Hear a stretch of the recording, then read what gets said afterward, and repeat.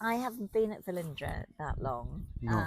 I started in September, but I just saw immediately what an amazing difference the charity makes. I Mm. went in to see Michelle and she showed me the family room and the books. I met the therapies team and I learnt about the psychological support and the complementary therapies. And I thought, I've just got to do this. I've just got to do this. And it terrified me raising the money. But you've done it so many times.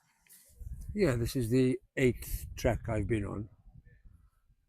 My relationship with Velindre is a bit different to yours. Yeah. A little bit different. The fundraising team got their claws into me in 2013. They used to come around my house and say, they literally, I don't know how they got my address looking back on it. They used to come around my house and say, would you sign up and do a walk and be a patron and climb Kilimanjaro? And I kept saying no. I can't do that. And then they kept coming, and my memory of it is that they nagged and nagged, and in the end they went, all right, I'll do it. And I climbed Kilimanjaro, trained a bit, climbed Kilimanjaro. That was the first trek I went through went on in 2013. Yeah. First one I led Yeah. as a sort of minor celebrity patron leader. And I absolutely loved it. And I've never looked back. And since then, there's been Kilimanjaro, Patagonia, Peru, Nepal, Cuba, Vietnam, Morocco. Amazing. And then now here we are in Sierra Nevada in Spain. Amazing. And you know, lots of people I've met have walked with you on a number of those treks, and they're here because of what you say, that camaraderie and the fact that everybody talks, don't they? They talk about their lives and why they're here. They're really unique, I think, these walks. Like, I mean, for me, for the first 5 or 6 of them I did, I had no experience of cancer. None. There's none, not with me. There's none in my family, nothing. Really? So I was just a sort of patron of Velindre who led these walks and talked to people, but I didn't have any intimate connection with it myself. You know, then 2022, I got cancer myself and ended up as the unique, strange position of being a patron and patient of Velindre. I think I'm still the only patient/patron. I'm the only person who's had chemotherapy with a picture of me on the wall, in the wall behind me. Did that do it for you? Oh my God, you can't make it up. I tell you, you can't make it up. But coming on these walks is always it's incredible. You know, I mean, it's obviously a bit different for me now being a cancer patient. But even before that, they're just so moving, so inspirational. So many stories. The support, everyone supporting each other, the camaraderie, the new friends you make. I mean, we're always in wonderful places like this, and the treks are always, really memorable. But I think the thing that makes them unique is the camaraderie. It's everyone looking out for one another. It's the support everyone gives each other. It's sharing the stories and the strength that everyone gets from sharing and talking and seeing the benefit of that. And it's just, I don't know, there's something about walking and talking with strangers who become friends. And loads of the people here have been on 2, 3, 4, 5.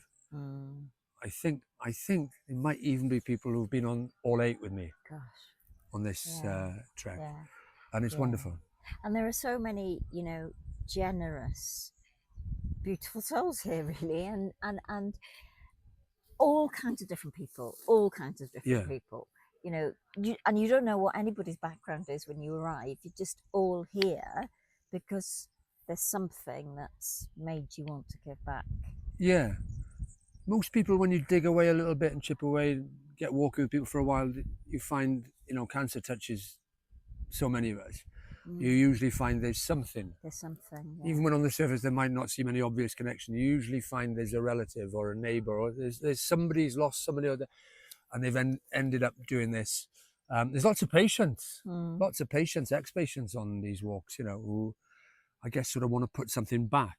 When you go through cancer treatment, it's such you're aware of, just the amount of effort and energy and money and resources that are going into your treatment.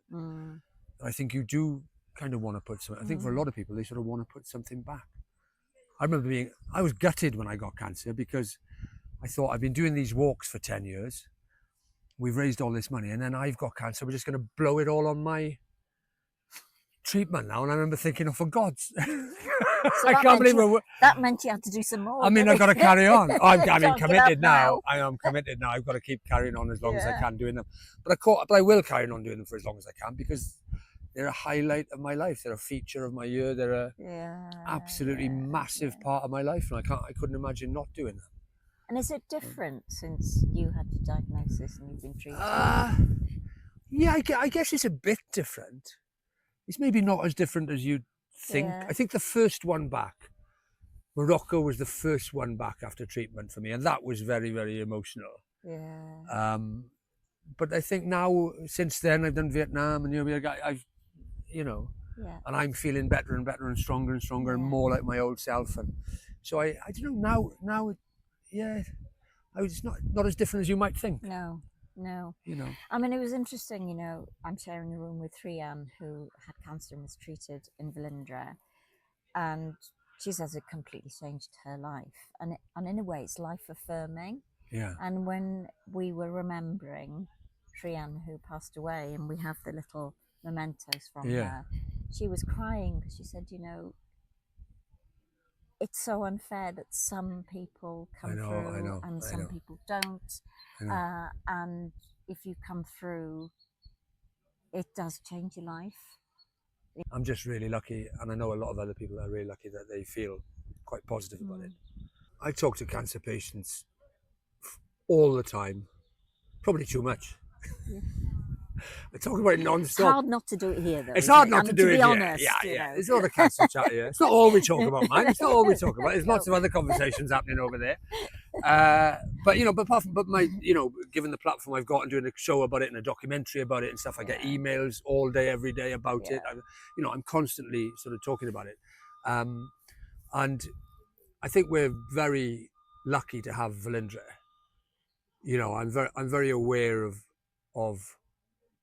I mean, when I was a patron of it, I would come on these walks and I would go to Velindre and I would meet cancer patients and families, and everyone told me how great it was, and and I wouldn't say it was one ear in, one ear out the other, but until you've been through it yourself, it's just people telling you how wonderful it is, and you think, oh, that's great, that's really good that it's great, and then when it happens to you, and you end up in this place, and you see for yourself how wonderful it is. And how special it is.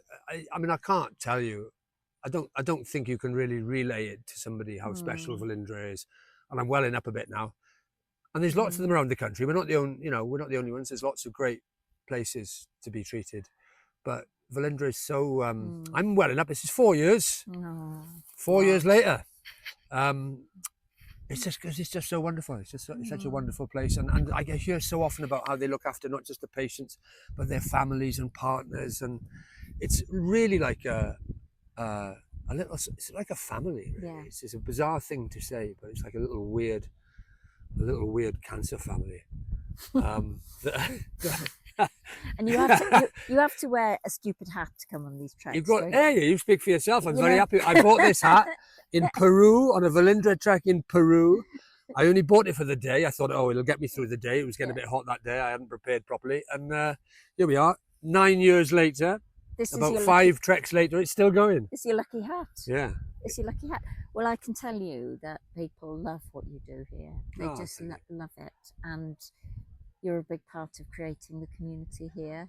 I've just been talking to people, and it just means so much what you do. Good. Well, it's a great thing to be part of. It's absolutely it really does.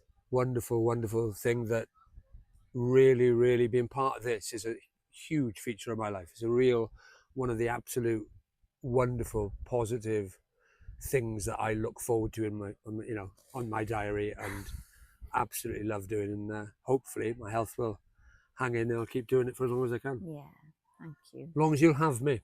Oh, yeah. Till I do something disgraceful, I'm cancelled, and the hospital doesn't want anything to do with me. Cut there, Aaron.